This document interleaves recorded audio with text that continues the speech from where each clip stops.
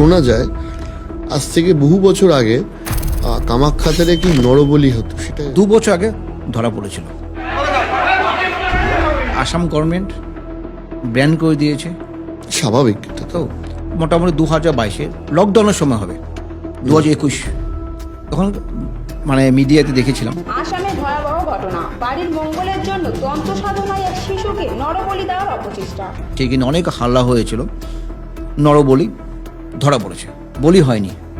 হিন্দিভাষী তান্ত্রিক যাকে নিয়ে এসেছিল ওনার ছেলেকে নিয়ে আসছিল, মানে ছেলেকে নরবলি দিবে।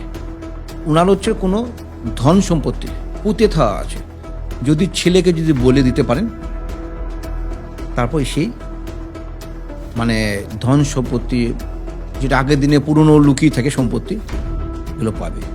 তো বলে দিতে হয়নি, পারেনি। কেন এখন কামাখ্যা মন্দির প্রচুর লোক, প্রচুর পুলিশ থাকে। এখন তো নরবলি মানে তো বিশাল ব্যাপার।